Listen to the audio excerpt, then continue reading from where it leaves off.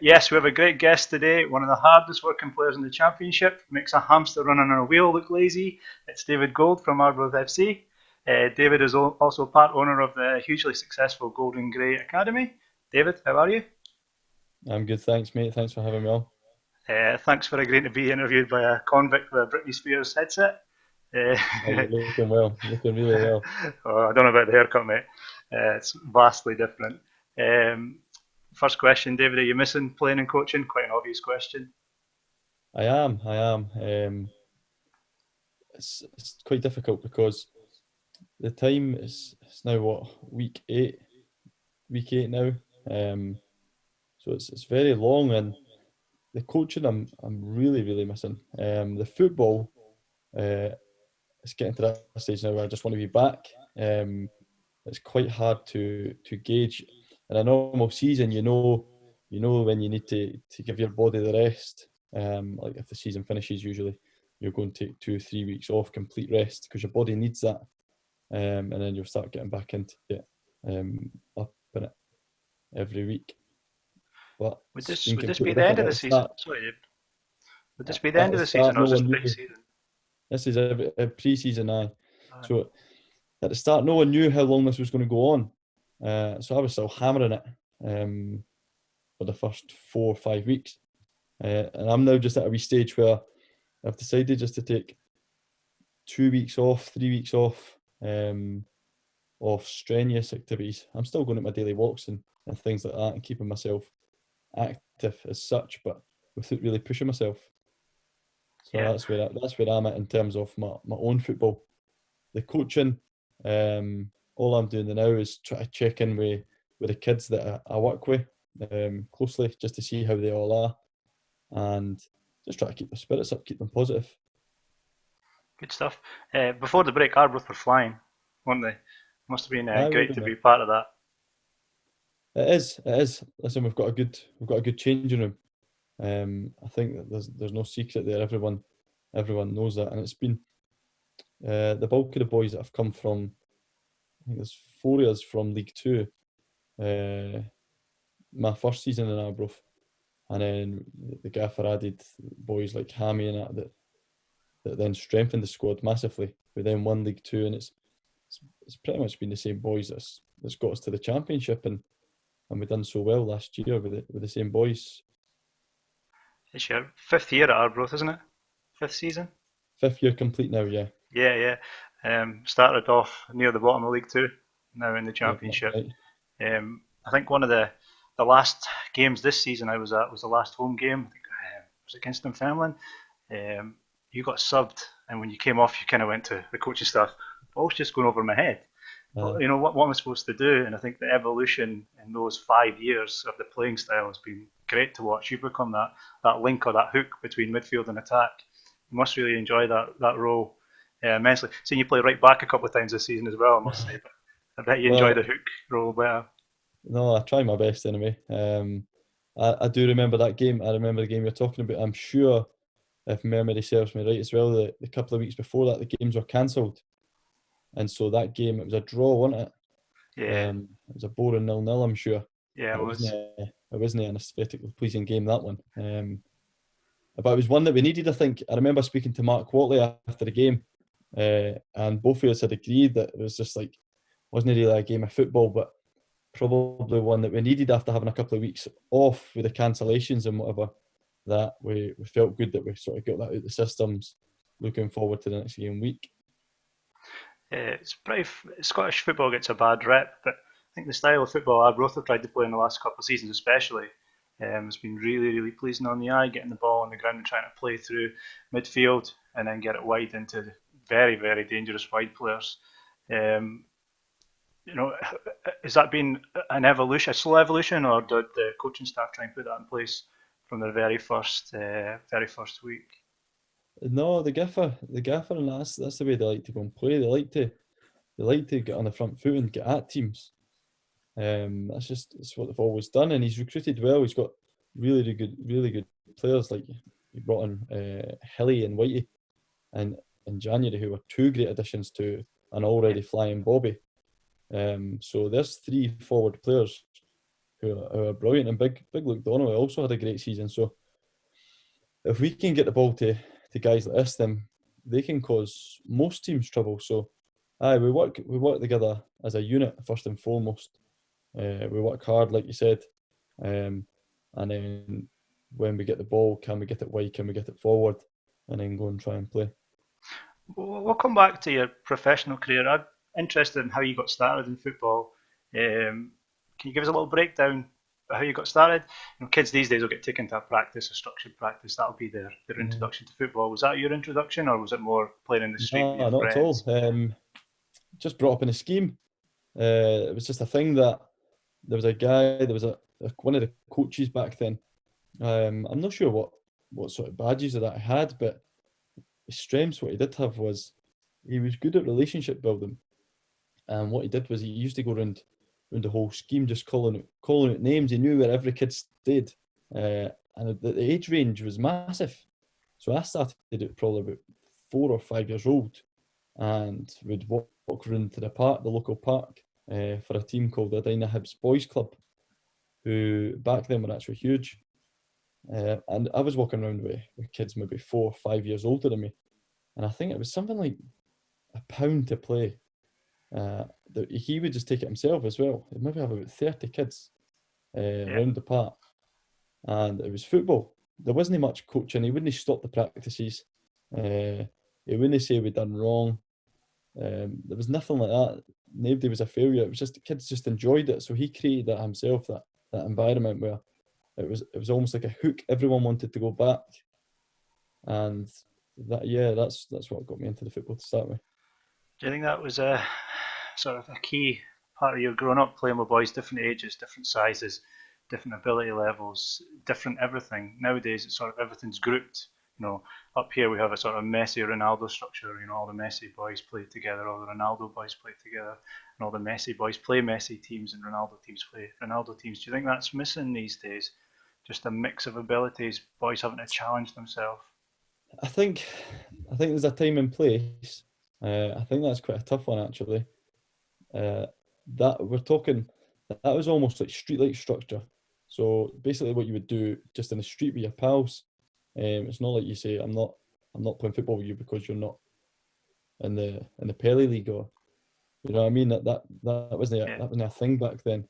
So I do think kids, when they get to a certain age, they need to be playing against people off their own ability level, if you like, to go and challenge themselves and progress and just make themselves better.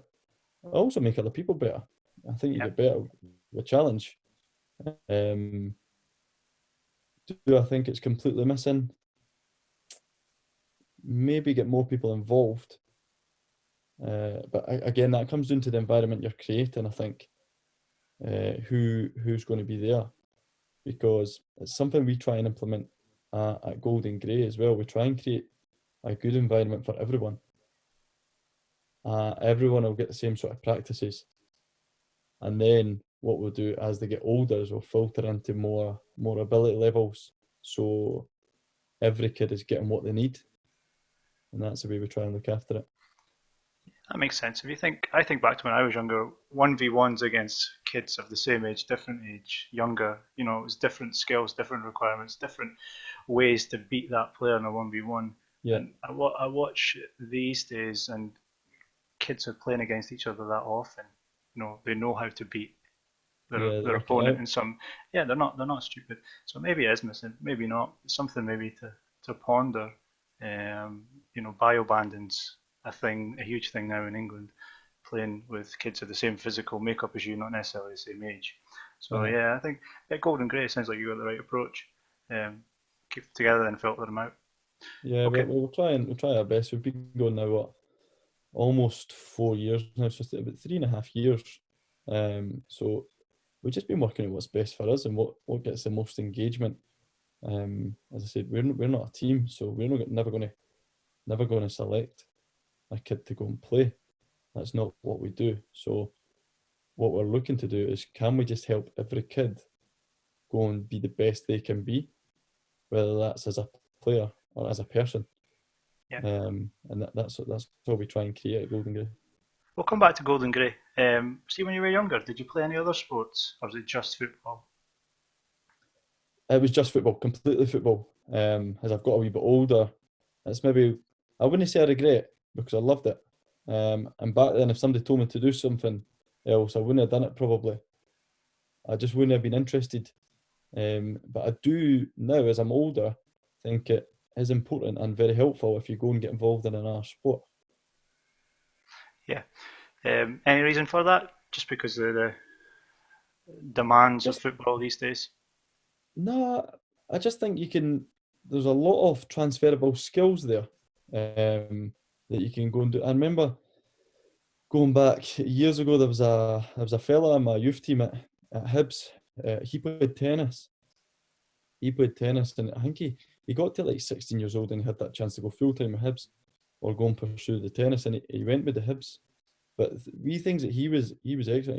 He was fit as a fiddle, but his feet work were amazing. And he said he used to do loads of stuff uh, with the tennis that related to football.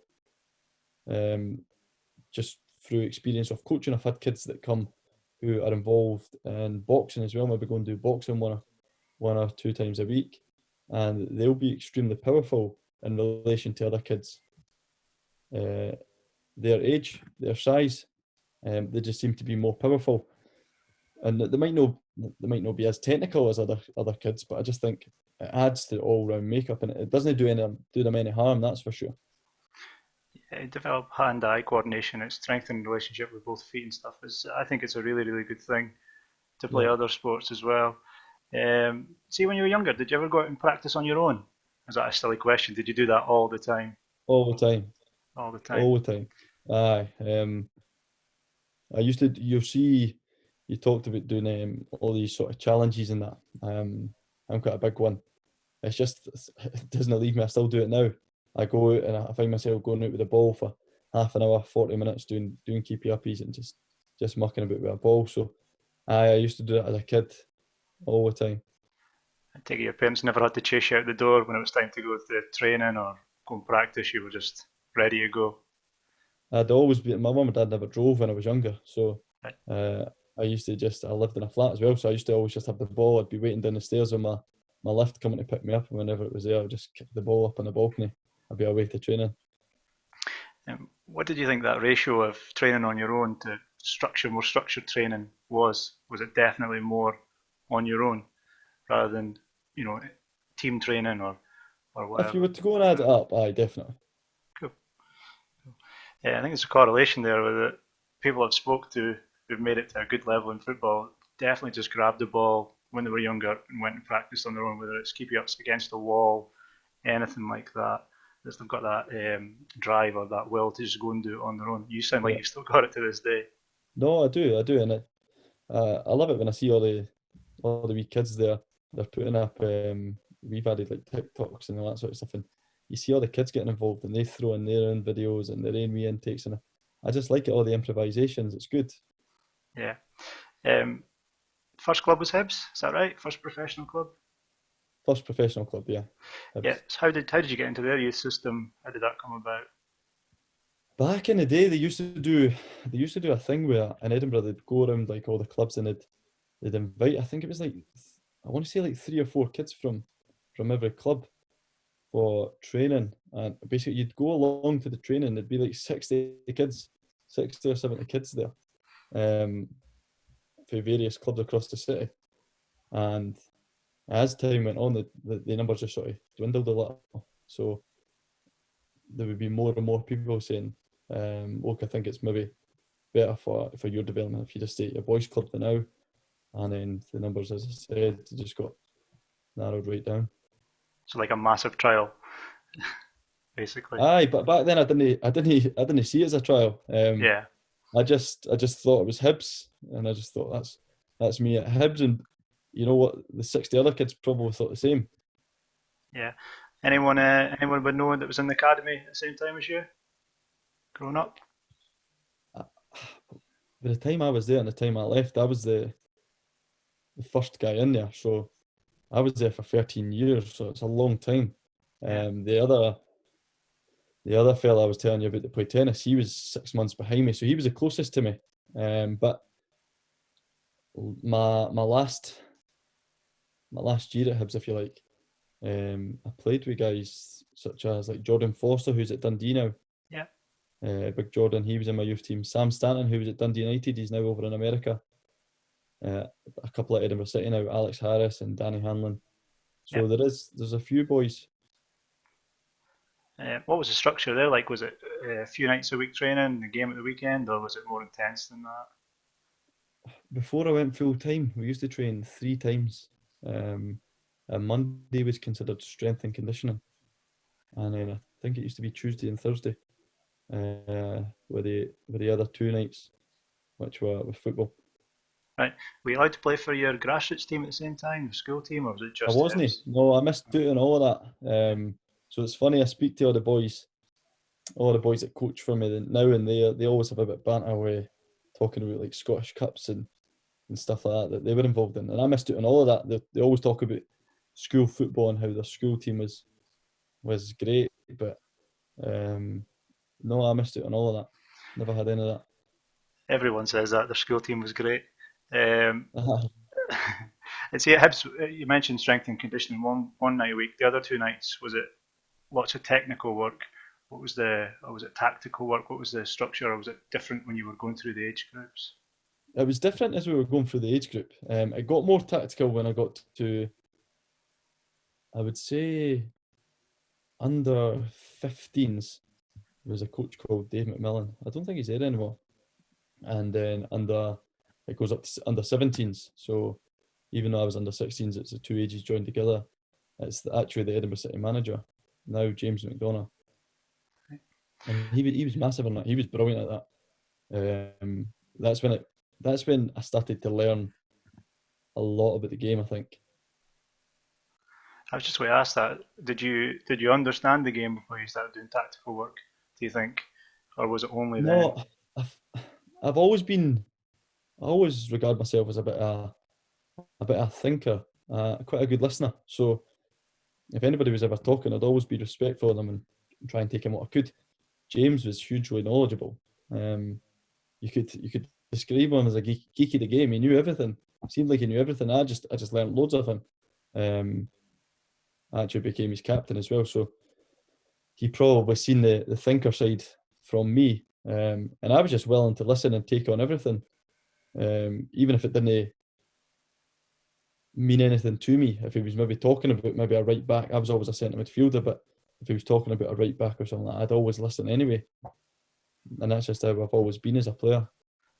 Yeah, that's good. And do you think that's allowed you to, when you obviously went out on loan a couple of times from Hibs, Yeah, um, in terms of your development, in terms of that listening, that taking on information, has that aided your development when you went on loan? Was that a good thing for your development as well? Did the two things sort of mesh at that point? The tactical understanding of the game and then actually playing professional football at that level? I think so. There's a massive difference. I had two loan spells actually. One at Queen's Park, who at the time they had lost a lot of their team. They'd lost the likes of Andrew Robertson and all the guys. So they were in a transition period. I had went out there just for 3 months, just as an emergency loan, just to go and get some games against men, and it wasn't easy. It wasn't easy by any means. I played, I think it was like 14 games there. I was good. I really enjoyed it. Really, really good club, but the physical side of it surprised me massively. I could go and play. I felt like I could go and play 2 games in the same day as part of the youth team at Hibs. But I remember my first 4 games at Queen's Park, and I felt as if I'd been battered. I was done in completely on a Saturday night. So yeah, definitely that was good. After that, I went to Cowdenbeath, and things didn't work out too great there. I think, if I'm being completely honest, Cowdenbeath were in the championship at the time, and it was like Tam O'Brien actually. He was in the team, Big Tam. So I probably wasn't physically developed enough to go and hold my own in that division. It was probably too physical for me. I was always a very slight boy. and even now I'm not exactly the biggest of guys. So I struggled a wee bit trying to adapt to that. So it definitely gave me an insight to what's out there and what I need to go and try and develop to go and better myself. And did you play midfield when you were out on loan? Across midfield or one position? Yeah. Centre mid, aye. It's interesting what you're saying because obviously you've picked up lots of tactical knowledge. You've listened to coaches even when they're not talking about your position. I think that's Yeah. probably really, really useful when you're playing against direct opponents, whether you're playing on the right hand side or the left hand side of midfield and you're going at a right back or left back. You've went out on loan, you've developed, or you've understood the physical side of the game, and you've moved on to Arbroath. Is that to get regular football? Why did you choose Arbroath?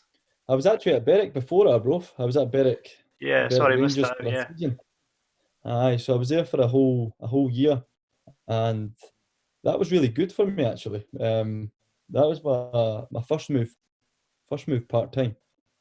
So I went there as a centre midfielder. I played centre midfield loads, but often I found myself playing left midfield and right midfield as well. Um, so recorded a lot of games, but I struggled for the first 3 months or something to try and adapt from full time football to part time football. At the time when I went to Berwick, I thought that's fine. I'll live off the part time wage, and I'll make up the full time hours if you like by going to the gym and doing my 2 sessions with Berwick Rangers on a Tuesday and Thursday it was, and make up maybe an hour, 2 or 3 sessions in the gym or working by myself. But that was so tough. I found that after about 3 months, I was probably the least motivated I've ever been.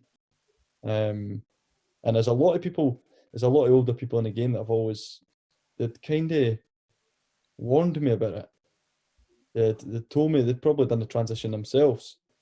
Uh, and they just said it's really, really tough. I didn't think, I'm quite an active guy, I didn't think it would have been so tough, but I found myself, I needed to go and get a job. So I went and got a full-time job. And that definitely helped because I was in a routine, it helped with motivation. And then it meant I could go and the job is, I was cutting grass and stuff like that. So it wasn't the greatest jobs in the world. No, for me, somebody who's played football all the time. So when I went to football, I probably valued it more than ever. So definitely helpful. that's a good job in the summer, maybe not in the winter. Um, Aye, you're right. help out, help out with the Gayfield pitch. Uh, They're doing a uh, grand job up there. I know, I know. I seen they put drainage in. That's the exciting news out of Gayfield today. Uh, no, it's really interesting. So I'm just asking these questions. I'm really interested in the progression. It's you mentioned a few struggles from going from full time to part time and struggling to adapt to the man's game. But see, when I've watched Arbroath come from League Two to League One in the Championship, I don't think you've looked like you've struggled, to be honest, in the step ups. Maybe you feel like you have a little bit, but just watching the team, it's hard to think of any players that have really, really struggled with the step up, to be honest. So you must have developed back then a resistance or um, a willingness or strong willingness to adapt quickly to different situations. Do you think again that kind of those situations have helped you progressing through the leagues with Arbroath? Uh, well, I appreciate that, but I think that also comes back to League Two is a really, really tough league. I found it was very tough. Um, a lot of good footballers, but not as much football played, if that makes sense. Yeah, it does. Yeah. Um, and I think the higher up the leagues have went, there's more football played, which has maybe helped more of us and Arbroath as a team in that transition through the leagues, as you're saying. From a spectator, you said you've witnessed it, so that's just as a personal point of view. I feel as if we've all sort of adapted to it quite well because the gaffers added good players as well. When you're playing with good players, ultimately you get better. Um, so I think that's made it easier as well, definitely. See that step up. It looks like, especially this season, the game's got a bit quicker, less time on the ball. Has that been your experience of it as well? Is there any other differences you would think stepping through the leagues? I see. I would have thought that in League Two you get less time on the ball. I think I don't know. I don't know what it is. I don't know kind if it's maybe experience or what, but I just feel that League One and League Two, League One and League Two was a wee bit more rushed than the Championship. That's what I found from last season. I felt like there was times where you'd find yourself in more space, especially when I go and try and be that sort of link. We just go and get a sort of shape, and you've got to think more tactically. I think you find yourself in more space with the ball, and then it comes down to your technical side of the game. Can you then keep the ball? Can you create openings, and how are you going to break down the opposition? So that's what I would have thought. That's what I've thought going through the leagues. Yeah, is it so? What has been the step up? What have been the elements you've had to really step your game up to the championship standard? Do you think? Is it more retaining the ball, the quality on the ball? I think physically, in terms of you've got to go and be fit. These guys, most of these guys are full time. I think it's only ourselves and Alo that are part time. So it's physically demanding, definitely. And so, but we've got a good changing rooms in terms of boys. Boys really take care of themselves away from training. So if you want to be playing, you got to get involved with it as well. You can't, or you're going to be left behind. Yeah. Speaking of keeping fit, so obviously we're in a bit of a global situation. What have you been doing to keep active, keep fit? Is there any sort of routine the club have given you, or have you adapted to your own routine?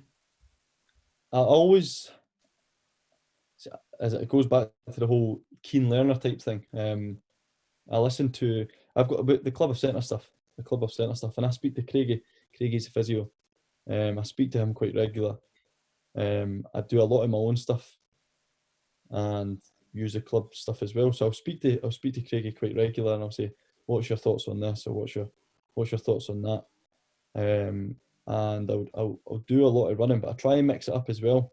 I've incorporated a lot of cycling. I usually do a bit of swimming, but we can't go and do swimming, or I'll go down to the local boxing gym. We can't go and do that with the current situation. So during these last few weeks, it's been strictly running and cycling. That's it. Yeah. So, any advice for any of the kids watching about how they can keep fit, running, cycling, get a ball at their feet? Anything else? Definitely. What I go and do is I try and keep things fresh. I try not to do the same thing twice. Um, Especially when I've got my ball. I'll go and create myself my own wee drills, and set myself wee challenges. So I'll maybe go and do a wee drill, and as a wee bit of fitness, I'll do it all with the ball. So I'll maybe go and do the drill, and I'll say how many times can I go and get through this in maybe 2 minutes, and I'll take maybe a minute's rest, and I'll go and see if I can beat it again in the 2 minutes. So I'm getting loads of touches of the ball, but I'm also improving on the fitness side of things as well. Yeah. I Speaking of think it's challenges. important. Oh, sorry, David. I think it's important that they keep engaged, definitely, and keep their minds stimulated by getting themselves out and being active. It's too easy to sit on a computer, I think. I was never really a computer kind of kid growing up. So I actually bought myself a PS4 at the start of lockdown, and I've not used it in 3 weeks. So it's a waste of money. Total waste of money. Expensive ornament. Um, Speaking of challenges and stuff, obviously Golden Grey, you mentioned, started 4 years ago, I think you said. Is that right? Aye, almost 4 years now. Aye. You must be pleased with how it's gone since it started. It's become massive. I'm delighted. As I said, if we never, it's Ross Gray, he's my partner. We never really considered it to get as big as it has, or had as much an impact as it has. Both of us were working and both of us were playing at the time. So we did it because we enjoyed it, and that's how we started it. But then when you build relationships, then you all of a sudden then get a demand. And through that, we were then working 3 jobs effectively, playing football, working full time, and then doing the coaching. So it come to a point where I think it was maybe about 6 months down the line where I had to make that decision to just sacrifice my full-time job to go and pursue the coaching because the demand was growing. That's great. That wasn't a challenge. The challenge is you've been setting challenges and you've had a lot of famous people do the challenges. I've really enjoyed watching them. I've not Um, seen any of your challenges. I've not seen you complete one yeah, yet. you don't want to see me complete one, David. Honestly, will disgrace your whole webpage. Um, no, I mean, you must be again pleased with all the famous footballers or ex-footballers that have taken part and the response you've had to those challenges. So many kids have gotten involved as well. No, definitely. Um, it's proud, but the whole point of the challenge again was we have a positive impact with the kids when we're coaching. As I said to you, going back way back to my earlier statement about trying to make the kids the best player as possible, but also the best person as possible. And that's what we're also trying to go and create that as well. The environment, the happy environment that they all come to Golden Grey is now sort of gone. So how else can we try and have that effect? And that's why we try and keep them engaged through these challenges. Try and have that positive impact. That's great to hear. I don't mean any disrespect when I say this, but a lot of coaching academies, just they're in it to make money. Essentially, you obviously a human element. What you're saying, you really care about the kids. You really want to make them grow as people as well. You engage with them all the time, and I know you do. You mentioned to me before this interview that you do a lot of work in schools and other places. Do you want to just tell Yeah. us a little bit about that? Aye, we do. Listen, we've always been off that thought um, of looking after the kids as best as we can. I'm literally just off a call to a couple of kids that I take for one-to-ones, just checking in just to see how they are. Um, the daily challenges, they're all completely free. Um, we don't put a price on any of that stuff, and we do a lot of free stuff um, when lockdown's not on. We don't really advertise it. We don't really shout about it. It's probably something that we should maybe shout out more about. But we designed a program called the Onside Program, and we go and work closely with schools. I think we've got about 40 schools now, um, including residential units and stuff like that. So kids that are considered maybe harder to reach and struggle to engage with other kids or sport, and maybe just lacking a bit of guidance, looking for a role model, we go and provide them that through this program, and it's fantastic. It's really really good. The one-to-one work that you do means you can go and build that great relationship, and it's cracking for us. It's hugely rewarding for us and all of our coaches. We really enjoy doing it, and the schools love it as well. Yeah, I think I said to you before as well. I didn't know that you did any of this stuff. It's really refreshing and great to hear.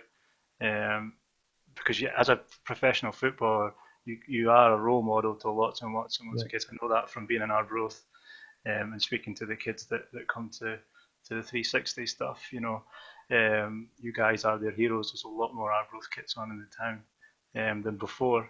So having that positive impact on kids, I think it's great. Um, and yeah, maybe you should shout about it a bit more. Just my opinion, though. I understand why you don't. You've also been involved in the Keep Scotland Active stuff. I've seen you guys on a couple of times. You yeah. enjoying that stuff as well? Aye, it's good. Listen, it's a chance to go and network. It's a chance to go and speak to people. We're sort of all in this together. You know what I mean?